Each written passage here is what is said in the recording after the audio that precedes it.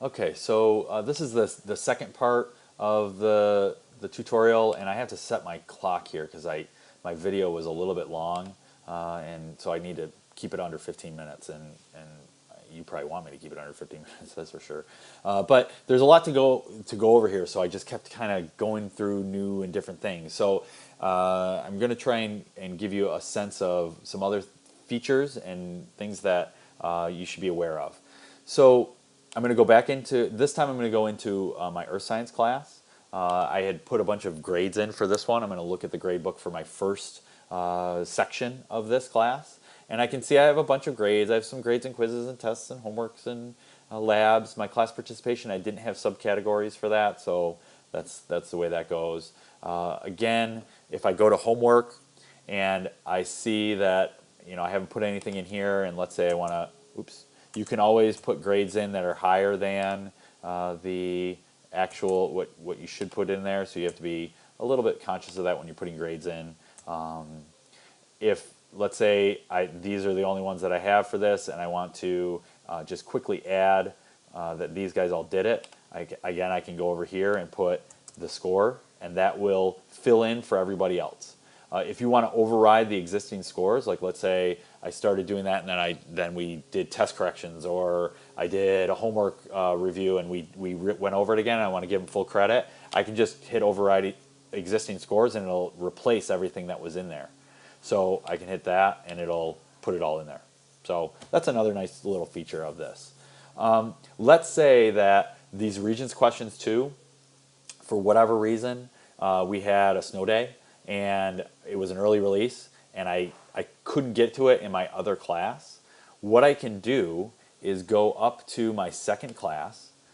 Oops, stay on this page. I have to save those updates. So I have to save those. And it won't let me leave unless I save it. So that's kind of a nice feature. But you want to be careful that you don't put a bunch of grades in. Like you have a bunch of assignments, you're putting grades in, and then you get up and walk away and go take a phone call, come back, because if you come back and you are logged out, because that often happens here, you get logged out of your SIS, those grades aren't saved. You have to redo them all. So once you get done entering some grades, make sure you go in and check it to make sure that they were saved. So if I go here to my homework, you'll see that when I created that Regents questions 2, this actually, sorry, I had put some grades in there before.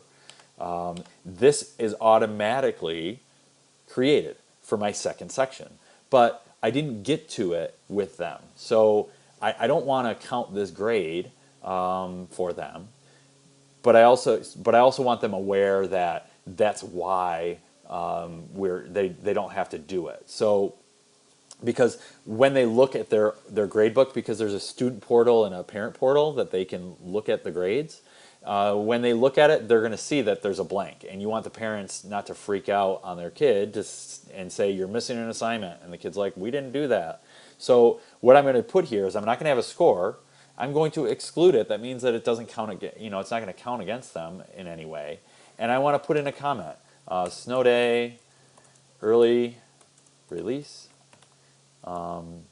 assignment not due. And I'm going to confirm that, and that adds the comment in for all the students. There it is, and it excludes it. And I hit save. Even if I put a grade in there, it doesn't count. It's not going to change their grade. Okay. If I want to change that exclusion and I want to include it, let's say, all I do is go there, and now it's part of the grade. So I'm going to exclude it, and you can watch the grade change from a 72 to an 86. So that's one way to make grades not count for a student. Let's say you drop the lowest grade, lowest quiz grade for each student. You can do that. What I want to show you here, though, is what the student, I'm going to save this update, what the student sees when they log in. So we're going to roll that out to the students and the parents probably in the 3rd or 4th week of school. We want teachers to have some time to get used to using this and be comfortable with it. And then we'll give the login information to parents, and then they can start looking at the grades. And so what you can do is, and this is another way to look at the data for kids and to enter things for the grades. So let's say George Black was absent for a few weeks and he turns in a bunch of assignments. You don't necessarily want to have to go to quizzes and jump back and forth between homework and quizzes to enter the grades. If you go to George Black here, even if I'm in marking period 1, so let's say I log in to my gradebook, I see George Black. I click on the little magnifying glass with a plus. I open that up, and now I see his gradebook. And I can see here's snow day, here's that assignment, snow day early release, assignment wasn't due, and it's excluded here. I can see that it's excluded. I can change that here so that it's included.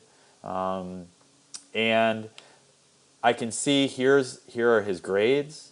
And let's say he was absent, so he turned this in. Oops, he got it's only out of 10. So he got a 8 out of 10 because he got some help with it. I'm going to include that now in his grade. He got a 9 out of 10 on that. I'm going to include that now. And so now he's sort of up to date. It's an easy way to enter lots of grades that are in different categories. That's one thing. You can also have the excuses: medical, missed class, late, absent, so that when the parents look, they'll see that he was on medical here, and that may be why his grade was lower than you would expect. What I want you to, though, after I save this, I want you to see what the student sees, so that I think will help inform the way that you set up your gradebook. If you look, display the student portal view.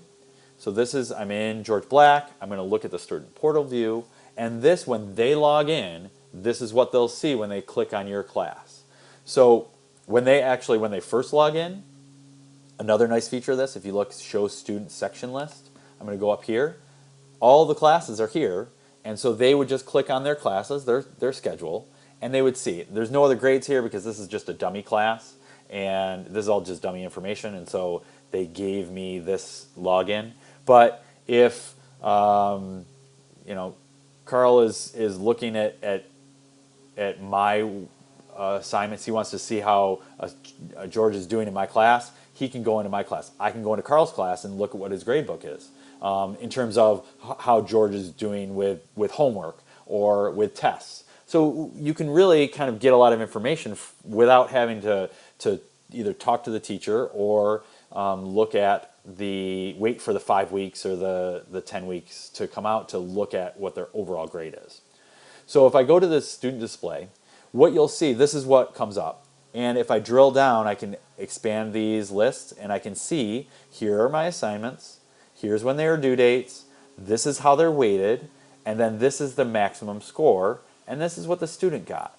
And you'll see, like here, they got 8 out of 10 out of the maximum score. Now, that might be fine for juniors and seniors that are used to doing this.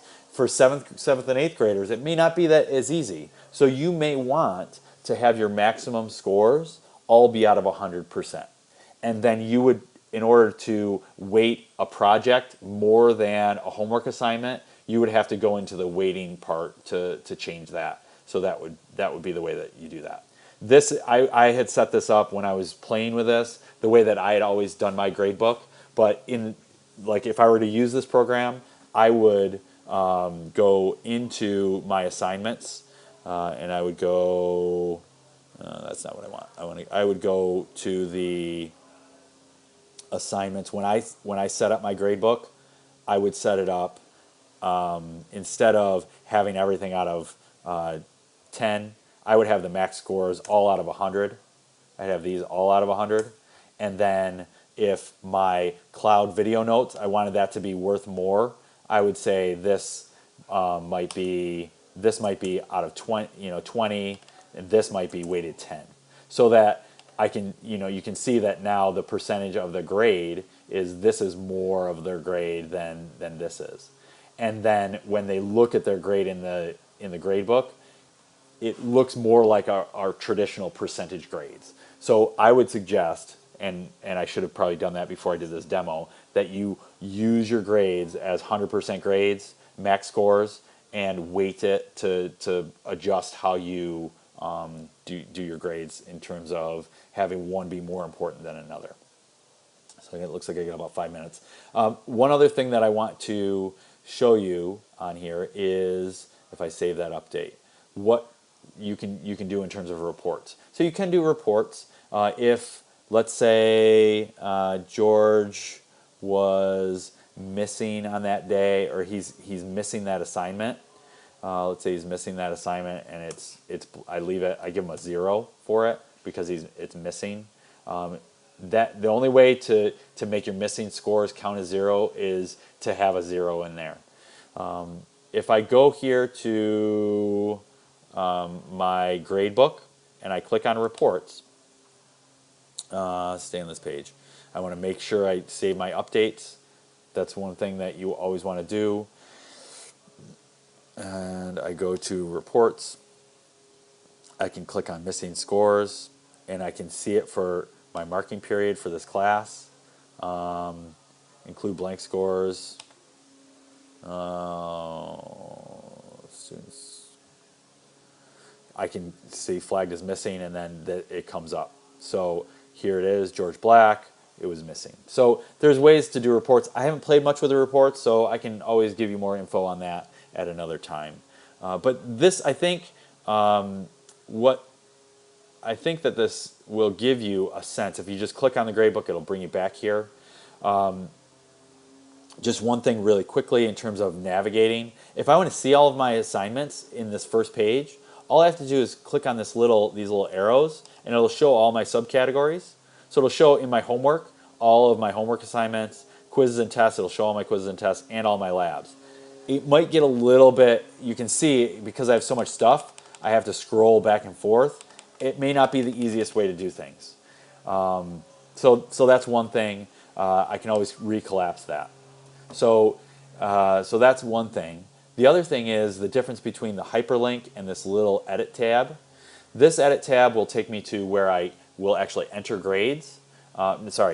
Enter new assignments, create new assignments, and this will take me to entering grades. So you'll get used to it. Just kind of be aware that that is how you ultimately change. Usually this symbol is how you change how things are weighted and what the maximum score is, and that's true for marking period. You can see it here. That would change how I weight the class participation, homework, and quizzes, those sorts of things. So again, just real quick overview of some of the key points of the gradebook to get you started, to get you a sense of what you're looking at doing with the gradebook. If there are things that you have questions on, just email me. I'll shoot you a response or make a little quick tutorial here and show you how to do it, or I'll stop by your room and help you out with it. Just let me know. You should be in good shape at this point to get things started. I'll go over some more advanced features in another video. So hope you're having a great day, and we'll talk to you soon.